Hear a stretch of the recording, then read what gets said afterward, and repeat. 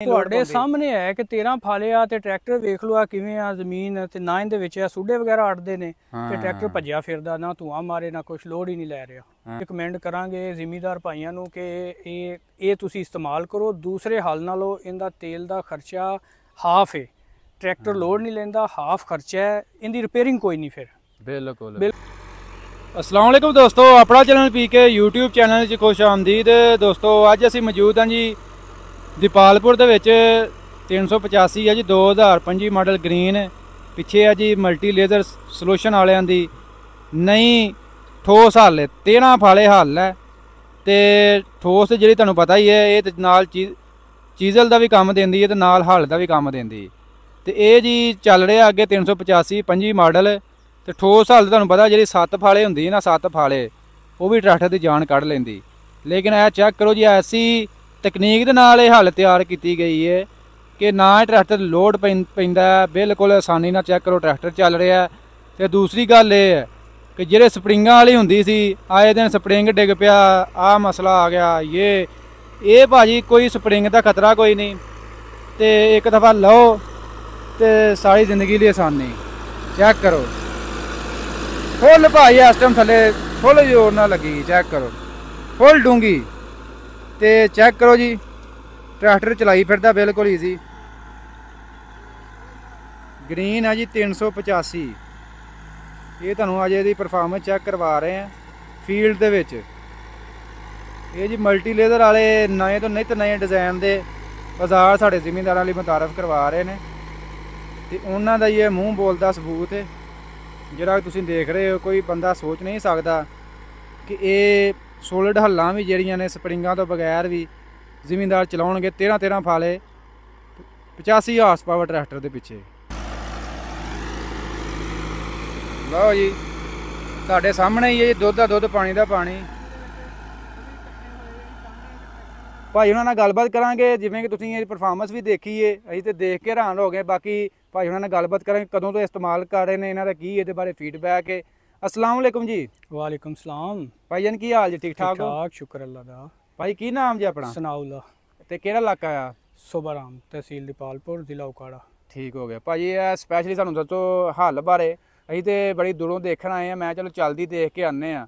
ते कदों दी इस्तेमाल कर रहे हो? ਅਸੀਂ ਵੀਰ ਐਗਰੋ ਵਾਲਿਆਂ ਕੋਲੋਂ ਲਿਆ ਸੀ ਜਦੋਂ ਆਲੂ ਗੱਡੇ ਸੀ ਨਾ ਜੀ ਉਦੋਂ ਲਈ ਆਲੂ ਇਹਦੇ ਨਾਲ ਸਾਰੇ ਗੱਡੇ ਆ ਤੇ ਹੁਣ ਵੀ ਚਲਾ ਰਹੇ ਆ। ਤੇ ਇਹ ਚੇਜ਼ਰ ਦਾ ਕੰਮ ਵੀ ਦੇ ਰਹੇ ਨੇ, ਟਿਲਰ ਦਾ ਵੀ ਦੇ ਰਿਹਾ ਤੇ ਇਹਦੇ ਨਾਲ ਤੇਲ ਦਾ ਖਰਚਾ ਦੂਸਰੇ ਨਾਲ ਅੱਧੋ ਅੱਧ ਹੈ। ਅੱਛਾ। ਤੇ ਜਦੋਂ ਦੇ ਲੈ ਨੇ ਦੂਸਰੇ ਹਲ ਪਾਏ ਨਹੀਂ।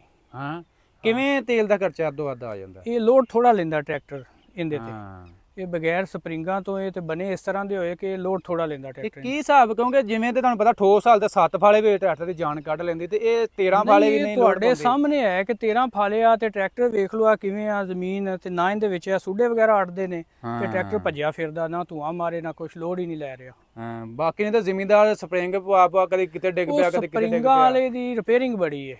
ਹਾਂ ਕੋਈ ਸਪਰਿੰਗ ਖਰਾਬ ਹੋ ਗਿਆ, ਬੁਸ਼ ਉਹਦੇ ਖਰਾਬ ਹੋ ਗਿਆ, ਉਹਨਾਂ ਦੀ ਰਿਪੇਅਰਿੰਗ ਬਹੁਤ ਹੈ। ਇਹਦਾ ਇਹ ਚੱਕਰ ਹੀ ਕੋਈ ਨਹੀਂ ਰਿਪੇਅਰਿੰਗ ਵਾਲਾ ਕੁਝ ਵੀ ਨਹੀਂ। ਹਾਂ ਤੇ ਕਦੀ ਸੋਚਿਆ ਸੀ ਕਿ 13 ਫਾਲੇ ਠੋਸ ਹਲ ਤੁਸੀਂ 85 ਪਿੱਛੇ ਚਲਾਓਗੇ? ਨਹੀਂ 13 ਫਾਲੇ ਕਦੀ ਨਹੀਂ ਸੋਚ, ਲੇਕਿਨ ਹੁਣ ਅਸੀਂ ਉਹਨਾਂ ਕੋਲੋਂ 15 ਫਾਲੇ ਵੀ ਬਣਵਾ ਰਹੇ ਹਾਂ। ਉਹ ਵੀ ਇਹਦੇ ਮਗਰ ਚੱਲੇਗਾ। 85 ਪਿੱਛੇ ਚੱਲਦਾ ਹੈ ਉਹ ਵੀ 15 ਫਾਲੇ ਉਹਨਾਂ ਕੋਲ ਬਣੇ ਪਏ ਨੇ।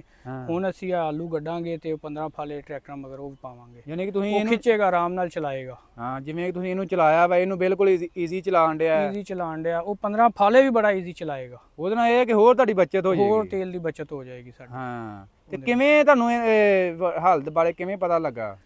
ਪਤਾ ਇਹ ਹੈ ਇੱਕ ਤਾਂ ਸਮਝੋ ਮੇਰੇ ਇਲਾਕੇ ਦੇ ਵਿੱਚ ਮੇਰੇ ਪਿੰਡ ਹੀ ਨੇ ਤੇ ਵੈਸੇ ਵੀ ਬੜਾ ਦੇਖਿਆ ਸੀ, ਨੈਟ ਤੇ ਵੀ ਸੁਣਿਆ ਸੀ ਤੇ ਆ ਵੀ ਫਿਰ ਦੋਸਤ ਨੇ ਚਲੋ ਤੇ ਉਹ ਬਣੇ ਦੇਖਦੇ ਆ ਔਜ਼ਾਰ ਇਹਨਾਂ ਦੇ ਮਲਟੀ ਲੇਜ਼ਰ ਵਾਲਿਆਂ ਦੇ ਬਹੁਤ ਅੱਛੇ ਔਜ਼ਾਰ ਨੇ ਤੇ ਮਾਸ਼ਾਅੱਲਾ ਅੱਛਾ ਕੰਮ ਕਰ ਰਹੇ ਨੇ। ਠੀਕ ਹੋ ਗਿਆ। ਬਾਕੀ ਇਸ ਤੋਂ ਇਲਾਵਾ ਮਜ਼ੀਦ ਸਾਨੂੰ ਇਹ ਦੱਸੋ ਹੱਲਾਂ ਦੇ ਹੋਰ ਵੀ ਮਾਰਕੀਟ ਵਿੱਚ ਬਹੁਤ ਚੱਲ ਰਹੀਆਂ ਨੇ, ਜਿਸ ਤਰ੍ਹਾਂ ਕਿ ਇਹਨਾਂ ਦੀ ਬਣਾਵਟ ਹੈ कीमत के लिहाज ना भी घट है मार्केट के हल्लां नालों, मार्केट के लिहाज ते जिवें तुसीं दस्सिया कि बिल्कुल ईजी चलन डी ना कोई रिपेयरिंग है। हुण तुसीं देखिया ही किवें ईजी आ ज़मीन वाले वगन वाली सी पहले ते गोबलां दी एक सीम मेरे ख्याल लगी हुई सी ते किवें पई सी ते बड़ा जबरदस्त चल रहा है।